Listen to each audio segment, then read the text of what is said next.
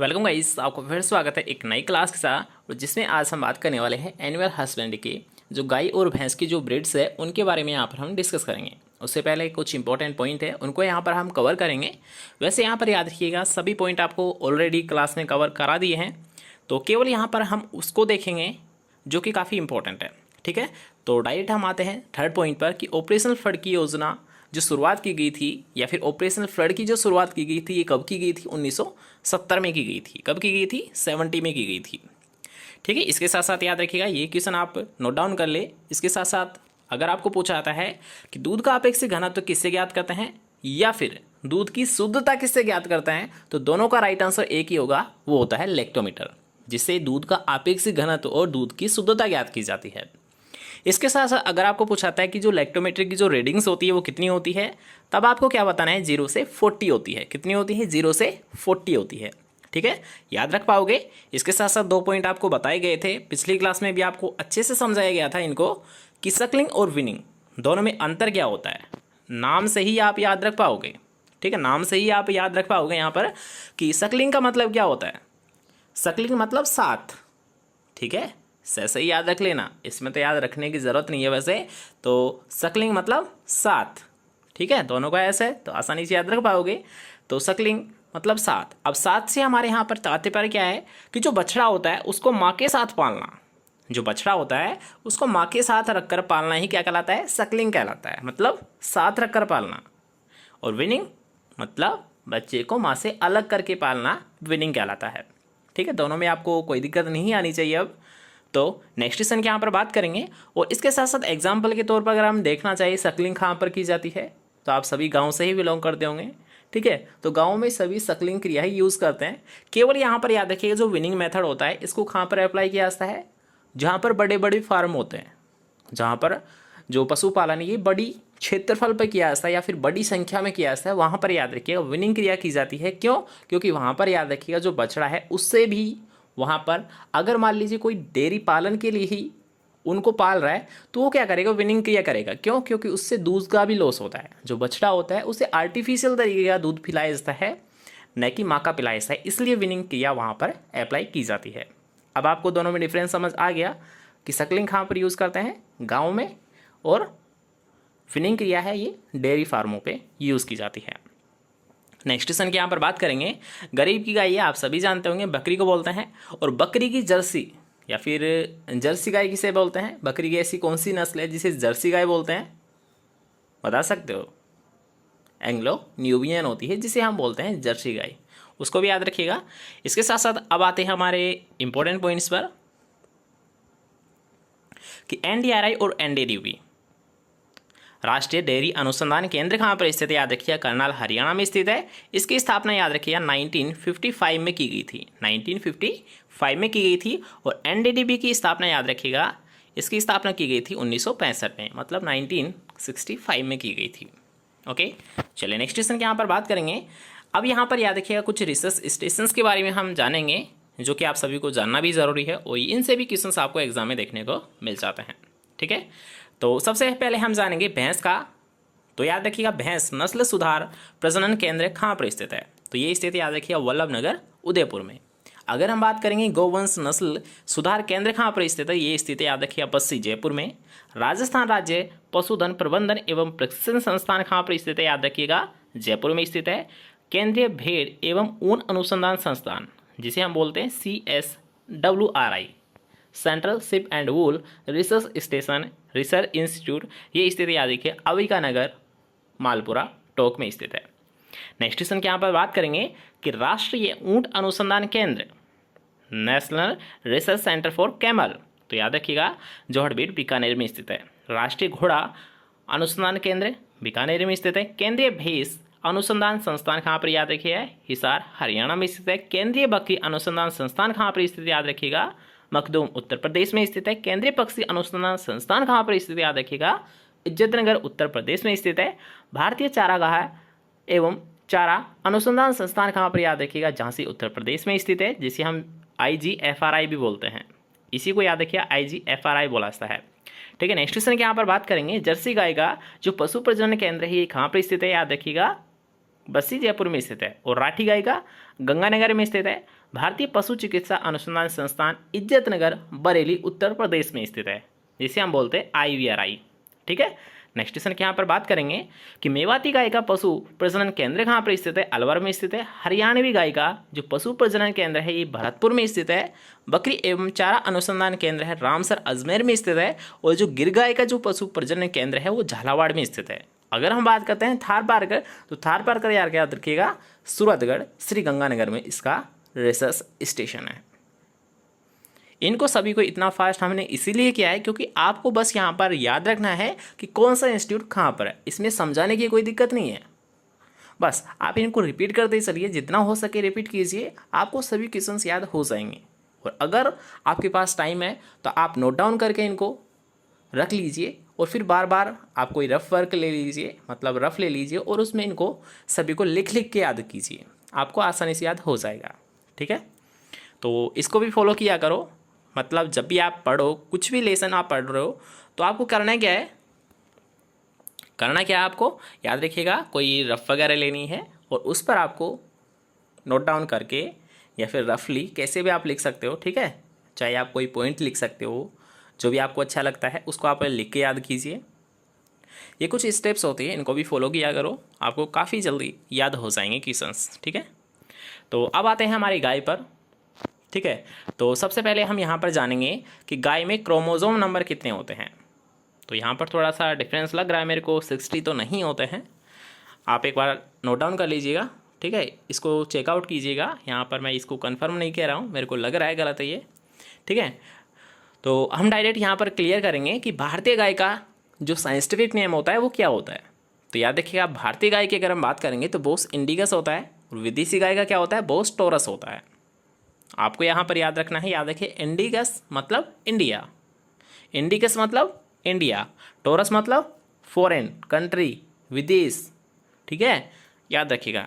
चलिए next question के यहाँ पर बात करेंगे कि जो भारत की जो गाय की नस्ल है वो कितनी नस्लें हैं? 43 नस्लें हैं। अब याद रखिएगा यहाँ पर जो नस्लें दी जाती है ये दी जाती है जितनी भी जो रजिस्टर्ड है, जो पंजीकृत नस्लें हैं उनके बारे में यहाँ पर बताया गया है। और ये क्वेश्चन भी आपको एग्जाम में पूछ लिया ऐसा है कि जो पंजीकृत नस्ल है वो कितनी है, बताइए। तब आपको ये क्वेश्चन का बताना है राइट आंसर कि गाय की जो रजिस्टर्ड नस्ल है वो कितनी है, 43 है, 43 नस्लें हैं। अब यहाँ पर बात करेंगे कि मान लीजिए अब आपने ये तो देख लिया कि 43 नस्ल है, लेकिन इनमें से आपके सिलेबस में कितनी है, और उसके अकॉर्डिंग यहाँ पर और भी क्वेश्चन बनते हैं। अगर आपको कोई पूछ लेगा कि साहिवाल, गिर और सिंधी जो नस्ल है किस प्रकार की नस्ल है, तब आप क्या बताओगे कि दुधारू नस्ल है। अगर आपको कोई पूछेगा कि द्विकाजी नस्लें जिसका जो पर्पज होता है, याद रखिएगा वो दोनों के लिए होता है। ठीक है, मांस के लिए भी होता है और दूध के लिए भी होता है। तो यहाँ पर याद रखिए जो सबसे ज़्यादा इंपॉर्टेंट है ये हरियाणा और थारपारकर है, ये दोनों ही याद रखिएगा, आपको कई बार एग्जाम में देखने को मिल चुकी है। इसके साथ साथ आपको यहाँ पर ये भी याद रखनी है कि कांकरेज हुई, राठी हुई और मेवाती हुई, ये सारी नस्लें क्या है, द्विप्रयोजनीय नस्ल या द्विकाजी नस्ल है। ठीक है, और अगर हम बात करते हैं केवल भारवाही नस्लें, भारवाही का मतलब यहाँ पर है कृषि कार्य के लिए जिसका प्रयोग किया जाता है। ठीक है, तो कृषि कार्य करने के लिए सबसे ज़्यादा जो उपयुक्त रहती है वो होती है नागौरी। आपने सुना होगा नागौरी बैल सबसे ज़्यादा कृषि वर्ग के या फिर जो कृषि में खेती में काम करने के लिए इनका प्रयोग किया जाता है, इसलिए नागौरी जो बैल होते हैं काफ़ी फेमस होते हैं। ठीक है, तो इसके साथ साथ आपको यहाँ पर ये भी याद रखना है कि अमृत महल हुई और मालवी हुई, तो ये सब ये भी याद रखिएगा, भारवाही नस्ल ही होती है।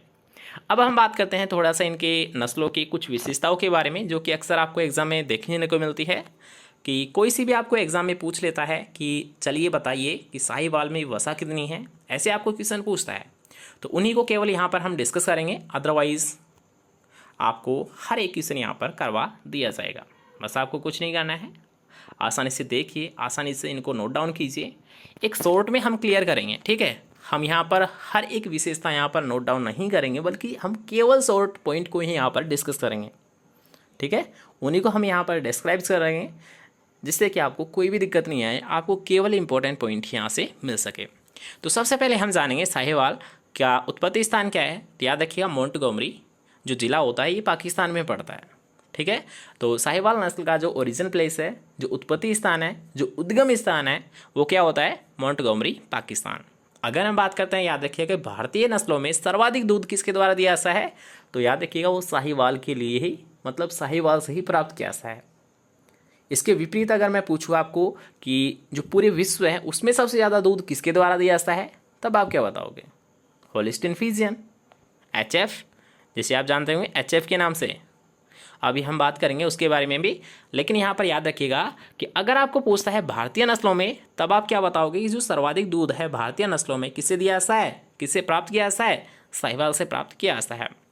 अगर आपको कोई पूछता है कि सर्वाधिक मीठा दूध किस गाय नस्ल का होता है, तब भी आपको बताना है साहिवाल, मतलब साहिवाल गाय का दूध सर्वाधिक मीठा होता है।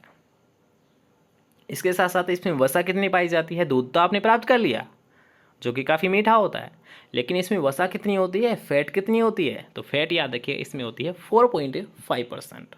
ठीक है। इसके साथ साथ याद रखिए लोला, काफ़ी इंपॉर्टेंट क्वेश्चन है। लोला किसे कहते हैं? एक उपनाम दिया गया है इसे कि लोला। अब लोला क्यों दिया गया है, इसका नाम क्यों बोला गया है लोला? क्यों? क्योंकि याद रखिएगा इसकी जो त्वचा होती है वो क्या होती है? ढीली ढाली होती है, ढीली ढाली होती है, इसलिए इसका नाम लोला भी रख दिया गया है। तो इसका भी आपको ध्यान रखना है। अब आते हैं हमारे नेक्स्ट नस्ल पर, सिंधी। तो सिंधी यहाँ पर आप देख सकते हो पाकिस्तान का जो सिंध प्रांत है इसका उत्पत्ति स्थान माना गया है, और इसका जो रंग होता है ये लाल भूरा होता है, कोई खास विशेषता नहीं है। नेक्स्ट क्वेश्चन पर बढ़ते हैं। राठी। तो राठ क्षेत्र आपने देखा होगा, राठ क्षेत्र कहाँ पर स्थित है? अलवर में। राठ क्षेत्र है वो कहाँ पर स्थित है? अलवर में। तो यहाँ पर याद रखिएगा इसका उत्पत्ति स्थान भी अलवर जिला ही माना गया है, लेकिन यहाँ पर याद रखिएगा ये मुख्य रूप से अलवर में नहीं पाई जाती, बल्कि बीकानेर जिले में पाई जाती है। पाई तो जाती है अलवर में, लेकिन ये याद रखिएगा कि मुख्य रूप से कहाँ पर पाई जाती है? बीकानेर जिले में पाई जाती है। काफ़ी अच्छा क्वेश्चन है, थोड़ा सा माइंड को घुमाने का क्वेश्चन है। तो यहाँ पर याद रखिए, इसको आपको ज़रूर याद रखना है कि मुख्य रूप से कहाँ पर पाई जाती है? राठी गाय बीकानेर में पाई जाती है। ठीक है। कि राजस्थान की कामधेनु किसे कहा जाता है? डायरेक्ट आपको क्वेश्चन पूछता है कि राजस्थान की कामधेनु किसे कहते हैं? तो याद रखिएगा राठी गाय को कहते हैं। किसको कहते हैं? राजस्थान की कामधेनु राठी गाय को कहा जाता है। ठीक है, याद रख पाओगे। चलिए नेक्स्ट क्वेश्चन के यहाँ पर बात करेंगे। साई ब्रीड से जितने भी क्वेश्चन है ना, काफ़ी इंपॉर्टेंट है, याद रखिएगा। आपको यहाँ पर केवल उन्हीं पॉइंट को ही लिया जाता है आपकी क्लास में, ताकि आपको उनसे कुछ सीखने को मिले। ठीक है। तो चलिए नेक्स्ट क्वेश्चन पर आते हैं कि गिर का उत्पत्ति स्थान क्या है? काठियावाड़, गुजरात है। अब यहाँ पर याद रखिए गिर नस्ल की जो मुख्य पहचान होती है वो होते हैं कि इसके जो कान होते हैं वो किस तरह होते हैं? पत्तों की तरह लटके होते हैं। किस तरह के होते हैं? पत्तों की तरह लटके होते हैं। अगर हम बात करते हैं मुख्य रूप से ये कहाँ पर पाई जाती है, तो याद रखिएगा ये मुख्य रूप से अजमेर और भीलवाड़ा जिले में पाई जाती है। अब इसकी पूंछ किस टाइप की होती है? पूंछ में ऐसी कोई खासियत है जो आपको एग्जाम में पूछ सकता है? बिल्कुल है। याद रखिएगा गिर नस्ल की कि इसकी जो पूंछ होती है वो चाबुकनुमा होती है। किस प्रकार की होती है? चाबुकनुमा। अब चाबुक तो आपने देखा होगा, जब भी आप फिल्म देखते होंगे तो एक रस्सा सा होता है, ठीक है, जिससे कि पीठों पर वार किया जाता था। पहले महाराजा वगैरह होते थे, अगर कोई सजा करता था, मतलब कोई गुनाह करता था, तो उसे सजा टाइप में क्या दिया जाते थे? चाबुक। ठीक है। तो उसी चाबुकनुमा की तरह इसकी पूंछ लटकी होती है। ओके, अब याद रख पाओगे। अब हम बात करते हैं इसके सींगों के बारे में। हमने पूंछ के बारे में जान लिया, इसकी मुख्य विशेषता हमने जान ली, इसके कान कैसे होते हैं? पत्ते की तरह होते हैं। कहाँ पर पाई जाती है? अजमेर और भीलवाड़ा जिले में पाई जाती है। पूंछ इसकी चाबुकनुमा होती है, लेकिन इसके सींग किस प्रकार के होते हैं? तो इसके सींग होते हैं, याद रखिए, अर्धचंद्राकार। अर्धचंद्राकार होते हैं। ठीक है, याद रख पाओगे। चलिए नेक्स्ट क्वेश्चन पर आते हैं। अब हम बात करेंगे हरियाणवी नस्ल के बारे में। हरियाणवी नाम से ही हो रहा है कि इसका जो उद्गम स्थान है, जो इसका उत्पत्ति स्थान है, वो हरियाणा ही माना गया है। अब यहाँ पर इसकी मुख्य विशेषता है कि इसका उभरा ललाट होता है और पूंछ पर काले बालों का गुच्छा होता है। काले बालों का गुच्छा किस नस्ल की पहचान है? हरियाणवी नस्ल की पहचान है। ठीक है, याद रखिएगा। नेक्स्ट ब्रीड पर आते हैं हमारी पर, जिसमें आपको पूछा गया है कांकरेज के बारे में। तो कांकरेज काफ़ी इंपॉर्टेंट क्वेश्चन बनता है इससे भी, कि कांकरेज किस प्रकार की नस्ल है? सबसे पहले तो ये बताइए। तो याद रखिएगा कांकरेज होती है भारवाही नस्ल। अभी आपको बताया गया था भारवाही मतलब जिसका प्रयोग कृषि कार्य के लिए किया जाता है, वो मानी जाती है भारवाही नस्ल। इसके साथ साथ याद रखिएगा सवाई चाल के लिए प्रसिद्ध है, सवाई चाल के लिए प्रसिद्ध है। कई बार एग्जाम में पूछा जा चुका है, बार बार ये क्वेश्चन आपको पूछा आता है, चाहे वो जेट हो, आईसीआर हो, बीएचयू हो, पेट हो, कोई सी भी एग्जाम आप ले लीजिए, सभी में ये क्वेश्चन आपको पक्का देखने को मिलेगा। तो याद रखिएगा सवाई चाल के लिए कौन सी प्रसिद्ध है, कांकरेज गाय प्रसिद्ध है। कौन सी प्रसिद्ध है, कांकरेज गाय प्रसिद्ध है, जिसका उत्पत्ति स्थान कच्छ जिला गुजरात है। ठीक है, नेक्स्ट क्वेश्चन की यहाँ पर बात करेंगे कि देसी नस्लों में सबसे भारी नस्ल कौन सी होती है, मतलब भारतीय नस्लों में से, तो वो होती है याद रखिए कांकरेज ही होती है। ठीक है, नेक्स्ट क्वेश्चन की यहाँ पर बात करेंगे कि अब यहाँ पर याद रखिए कांकरेज गाय जो होती है ये कहाँ पर पाई जाती है, कहाँ पर देखने को मिल सकती है ये, तो याद रखिए ये नागौर है, जैसे कि वो जालौर है, पाली है, तो उसके क्षेत्र में आसपास का जो क्षेत्र होता है वहाँ पर इसको आसानी से देखने को मिल सकती है, मतलब इसको देखा जा सकता है। ठीक है, नेक्स्ट क्वेश्चन की यहाँ पर बात करेंगे, जैसे कि आप यहाँ पर देख सकते हो हमने काफ़ी ब्रीड्स को क्लियर कर लिया है, लेकिन अभी भी हमारी कुछ ब्रीड से बाकी है। तो अब आते हैं हमारी मोस्ट इम्पोर्टेंट ब्रीड के, जो कि याद रखिए द्विप्रयोजनी के लिए सबसे ज़्यादा पाली जाती है, थारपारकर। यही क्वेश्चन पूछा आता है सबसे ज़्यादा इससे कि याद रखिएगा ये किस प्रकार की नस्ल होती है, ये द्विप्रयोजनी, डबल पर्पज़ के लिए इसे पाला जाता है। और याद रखिएगा ये रेगिस्तानी नस्ल है, जो कि कहाँ पर देखने को मिलती है, जैसलमेर और जोधपुर में देखने को मिलती है। नेक्स्ट क्वेश्चन की यहाँ पर बात करेंगे कि नागौरी।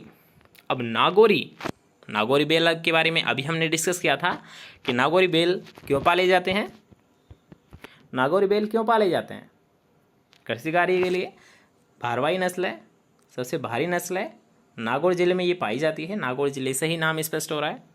नेक्स्ट क्वेश्चन यहाँ पर बात करेंगे जर्सी गाय। अब जर्सी याद देखिए एक द्वीप का नाम है, उसी द्वीप के नाम पर ही जर्सी गाय का नाम रखा गया है। तो याद रखिएगा कि उत्पत्ति स्थान जर्सी द्वीप है। जर्सी क्या है, एक आइलैंड है, एक द्वीप है, उसी के नाम पर इसका नाम रखा गया है। अगर हम बात करेंगे ये किस प्रकार की होती है, तो ये विदेशी नस्ल होती है। क्यों, क्योंकि जर्सी द्वीप यहाँ पर तो है नहीं, भारत में तो है नहीं वो, इसलिए ये क्या है, एक विदेशी नस्ल है। अगर हम बात करते हैं याद रखिए इसमें वसा कितनी पाई जाती है, तो इसमें सबसे ज़्यादा वसा पाई जाती है किसमें, जर्सी गाय में, जिसका कहाँ पर स्थित है, प्रजनन केंद्र कहाँ पर स्थित है जर्सी का, अभी आपको बताया गया था, बस्सी जयपुर में स्थित है। वसा कितनी पाई जाती है, 5.25 से 5.50। अब यहाँ पर याद रखिए इनको प्रोनाउंस का भी अंतर पड़ता है। जैसे कि मान लीजिए अगर मैं बोलूँ यहाँ पर 5.25, क्या मैं सही बोल रहा हूँ, नहीं, याद रखिए आप 5.25 हम इसे नहीं बोल सकते, हम 5.25 बोलेंगे। क्यों, क्योंकि याद रखिए आप पॉइंट के बाद जो संख्या होती है वो 25 नहीं बोल सकते, मतलब 9 से ज़्यादा नहीं हो सकती। या तो हम 50 बोलेंगे, उसके अलावा तो हम बोल ही नहीं सकते, 50 तो हम बोल ही नहीं सकते। ठीक है, तो यहाँ पर याद रखिए आप पॉइंट के बाद में हमेशा सिंगल वर्ड को ही यूज़ किया जाता है, जैसे कि 5.25 और 5.50। इसमें वसा कितनी होती है, जर्सी गाय में 5.50 होती है। अब आते हैं हमारे नेक्स्ट पीरियड की ओर, जिसमें आपको पूछा गया मेवाती के बारे में। तो याद रखिएगा मेवाती काफ़ी अच्छा क्वेश्चन है ये, कि मेवाती को किस नाम से जाना जाता है, काशी। याद रखिए काशी के नाम से किसे जाना जाता है, जो मेवाती नस्ल है गाय की उसे काशी के नाम से भी जाना जाता है। और ये मुख्यतः याद रखिए अलवर और भरतपुर जिलों में देखने को मिलती है। अब हम बात करते हैं मालवी क्षेत्र। तो मालवी क्षेत्र याद रखिएगा सबसे पहले तो है कहाँ पर, मालवा क्षेत्र। तो याद रखिएगा जो कोटा संभाग है उसको आप मालवा क्षेत्र मान सकते हो। और यहाँ जो नस्ल है याद रखिए ये कोटा, बूंदी, बारां, झालावाड़ में भी देखने को मिलती है। ठीक है, जो मालवा क्षेत्र है वो कोटा संभाग को ही बोलते हैं। तो कोटा संभाग को याद रखिए हाडोती के नाम से भी जाना जाता है। तो हाडोती क्षेत्र में मुख्यतः कौन सी नस्ल पाई जाती है, मालवी नस्ल देखने को मिलती है। नेक्स्ट क्वेश्चन की यहाँ पर बात करेंगे, काफ़ी इंपॉर्टेंट है हमारे सिलेबस के अकॉर्डिंग ये HF। अब यहाँ पर याद रखिए HF का, और सबसे पहले ये याद रखिएगा जो क्वेश्चन पूछाता है वो पूछाता है कि इसका उत्पत्ति स्थान क्या है। तो आपको क्या याद रखना है, हॉलैंड है। कौन सा है, हॉलैंड है। अगर हम बात करते हैं याद रखिएगा कि जो विदेशी नस्लों में सबसे भारी नस्ल कौन सी है, तो सबसे भारी नस्ल कौन सी होती है, याद रखिएगा वो होती है HF होती है। कौन सी होती है, HF होती है। और अगर हम बात करेंगे भारतीय नस्लों में, तो भारतीय नस्लों में कौन सी होती है सबसे हैवीस्ट, सबसे भारी नस्ल, तो वो होती है याद रखिए कांकरेज होती है। देसी नस्लों में कांकरेज है और विदेशी नस्लों में HF है, जिसका सबसे ज़्यादा भार है, सबसे ज़्यादा वेट है। नेक्स्ट क्वेश्चन के यहाँ पर बात करेंगे सर्वाधिक दुग्ध उत्पादन।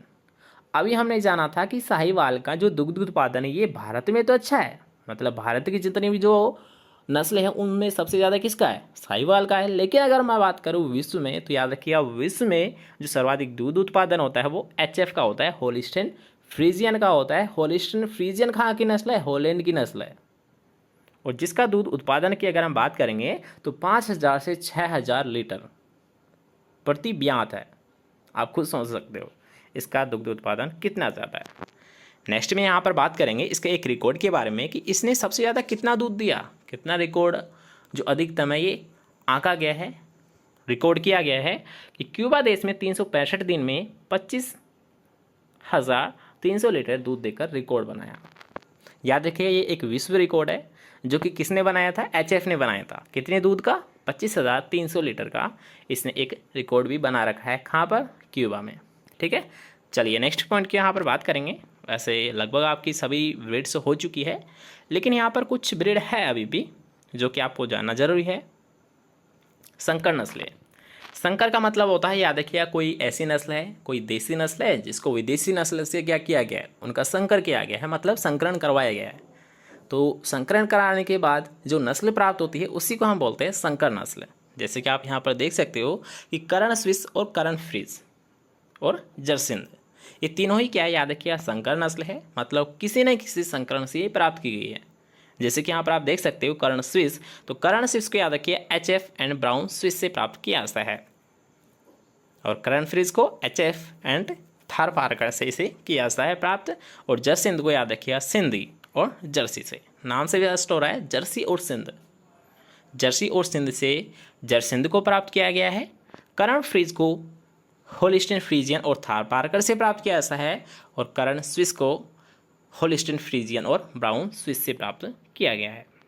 इसके साथ साथ यहाँ पर याद रखिएगा कि मिनिएचर गाय किसे कहते हैं, तो वो बोला था, याद रखिए वेचुर नस्ल को। वेचुर नाम की एक नस्ल है जो कि सबसे बोनी नस्ल है, सबसे मिनिएचर नस्ल है, इसलिए याद रखिए इसे मिनिएचर गाय के नाम से भी जाना जाता है। और ये जो वेचुर नस्ल है, याद रखिएगा सबसे ज़्यादा देखने को मिलती है केरल क्षेत्र में। ठीक है, तो अब यहाँ पर कुछ पॉइंट है जो गाय और भैंस दोनों में सेम होते हैं। ठीक है, जैसे कि याद रखिएगा अगर मैं आपको यहाँ पर पूछता कि गाय का समूह है, गाय का झुंड होता है, उसे हम क्या कहते हैं, उसे हम हर्ड कहते हैं। क्या कहते हैं, हर्ड कहते हैं। इसका जो ब्याने की जो क्रिया होती है, मतलब जो बच्चे देने की क्रिया होती है, बच्चे तो नहीं कहेंगे, बछड़े देने की जो क्रिया होती है उसे हम क्या कहते हैं, उसे हम बोलते हैं काल्विंग।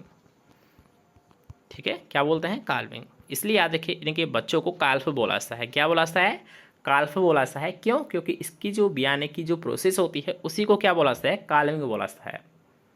इसके साथ साथ इसका जो बदियाकृत नर होता है उसे हम क्या बोलते हैं, उसे हम बोलते हैं बुलक। क्यों, क्योंकि गाय का जो सांड होता है उसे हम बोलते हैं बुल। तो आसानी से याद रखोगे, उसे अगर बदियाकृत कर दिया, ठीक है, तो उसे हम बोलेंगे बुलक।